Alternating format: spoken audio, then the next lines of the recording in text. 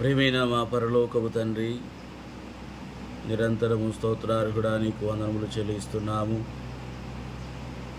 ఈ ఉదయకాల సమయంలో ప్రభువా, మీరు మన సజీవులుగా ఉంచిన కొరకై స్తోత్రము చెల్లిస్తూ, ఎడార్ల సెలయేర్ల ద్వారా మే 2వ తేదీ నాడు మా అందరితో మీరు మాట్లాడమని యేసునామమును ప్రార్థించి వేడుచున్నాము తండ్రి. ఆమేన్. మే 2వ తేదీ, ఎడార్లో సెలయేరు. యెహోవా ఆకాశమందు తన సింహాసనము స్థిరపరిచి ఉన్నాడు. ఆయన అన్నిటి మీద రాజ్య పాలన చేయుచున్నాడు. కీర్తనలు 103వ అధ్యాయం 19వ వచనం. వసంతకాలం అప్పుడే ప్రవేశించింది. ఒక రోజున ఎక్కడికో వెళ్ళాలని బయలుదేరాను. హఠాత్తుగా తూర్పు గాలి కొట్టింది.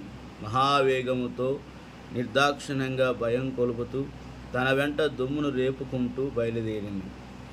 అప్పుడే ఇంటికి తాళం వేశాను. చిరాకుగా మనసులో అనుకున్నాను, అబ్బా, ఈ గాలి తగ్గిపోతే ఎంత బావున్ను అందామనుకుంటూ హఠాత్తుగా ఆగిపోయాను. ఆ వాక్యం పూర్తి చేయలేదు.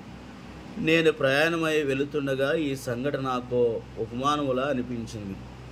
ఒక దేవదూత నా ఎదుట నిలిచి ఒక తాళం చెవి ఇచ్చి అన్నాడు, నా యజమాని నీకు తన ఆశీస్సులు చెప్పమన్నాడు. ఇది నీకిమ్మని నన్ను పంపాడు. ఏమిటది? గాలి తాళం చెవి. ఆ దూత అదృశ్యమయ్యాడు. చాలా సంతోషం వేసింది.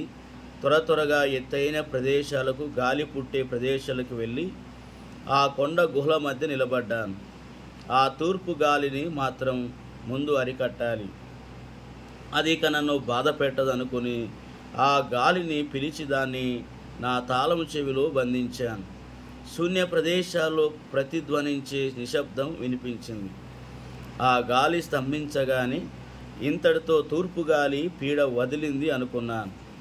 దాని స్థానంలో మరి దేన్ని తీసుకురావాలి అని ఆలోచించాను. దక్షిణ వాయువు చల్లగా ఆహ్లాదంగా ఉంటుంది. చిన్న చిన్న గొర్రెపిల్లలు, ప్రతి చోట కళ్ళు తెరుస్తున్న పిల్లజీవులు, రహదారుల ప్రక్కన కళ్ళు తెరుస్తున్న పువ్వుల మొగ్గలు సంతోషిస్తాయి.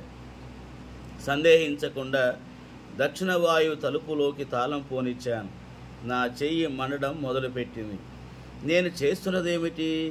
బాధలో అరిచాను. ఈ పని వల్ల ఎలాంటి అరిష్టాలు సంభవిస్తాయి ఎవరికి తెలుసు? పొలాలకు ఏ గాలి కావాలో నాకేం తెలుసు? నేను చేయబోయే తెలివి తక్కువ పని వల్ల ఎన్ని నష్టాలున్నాయో కదా.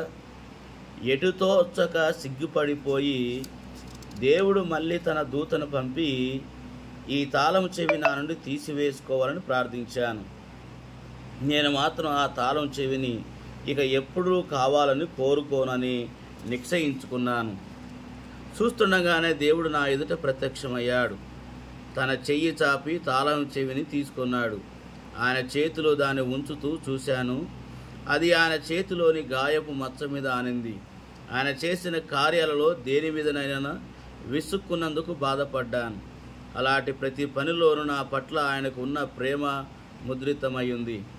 ఆయన ఆ తాళము చెవిని తన నడుముకి కట్టుకున్నాడు. ప్రభు, అయితే ఈ తాళము చెవి నీ చేతిలో ఉంటుందా ఎప్పుడునూ? ప్రభుని అడిగాను. అవునయ్యా, దయతో జవాబిచ్చాడు ఆయన.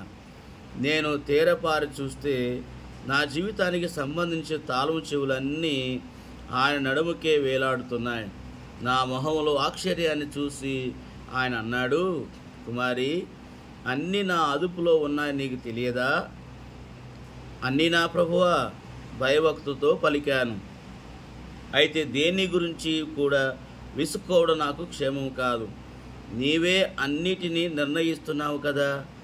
ఆయన ప్రేమతో నా మీద తన చెయ్యి వేశాడు. కుమారి, ప్రతిదానిలోనూ నీకు క్షేమకరమైనది ఏమిటంటే నన్ను ప్రేమించటం, స్తుతించటం, నాపై నమ్మకం ఉంచటం. అట్టి కృప దేవుడు మనకు అనుగ్రహించునుగాక.